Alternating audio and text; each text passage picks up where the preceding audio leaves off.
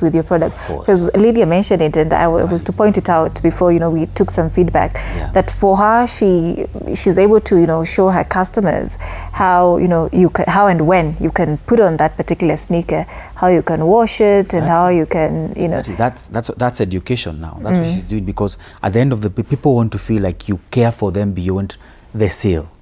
When I sell you, how about you tell me what polish do I buy for my sneaker, How do I care for my machine? It is dirty. What do I need to actually do? And maybe she can even start selling even that particular polish. Why not? And say, so now she's looking at actually then bundling it. Because bundling in marketing is also something that is also, or in sales is also very, very big. Yeah. And so it is value, you give value, and you give value. Selling is about giving. All right.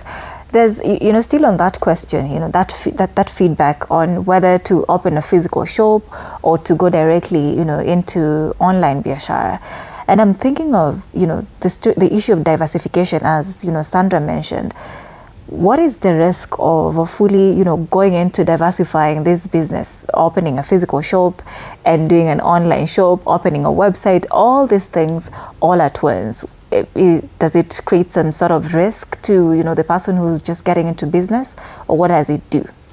Diversification, you see, also doesn't mean that you're opening different fronts at the same. It means also in terms of product. Down the road, you can diversify your product. But I always say, start with one channel that works for you, and then build it up. If you're going to have a physical shop, you cannot have a physical shop and you're not online. Really and truly, at this particular age, you cannot afford that. They have to be both. You have to be both. So I don't see that as diversification. I see that as something that you actually have to do. Diversification will then come meaning that she has been selling shoes. Now can she now start selling shirts or belts or something like that? She has been selling laptops. Can she start even selling maybe a bit of screens and so on, like TV screen or smart screens, which are they are tech, they are tech savvy.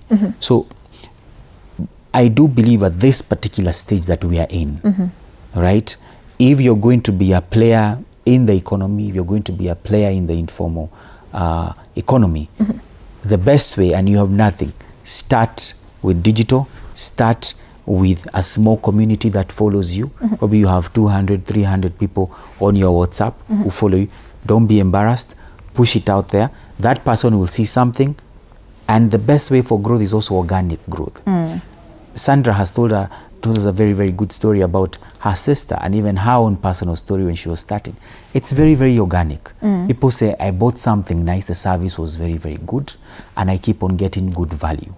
And that's how then you actually grow that particular business. All right. We are coming to the end of this conversation, but I'd love for us to just do a parting shot to advise somebody who is starting on, biashara, and they're wondering really what to do to, have an upper hand in the digital space when they're starting. Lydia, you can, start us off with that point.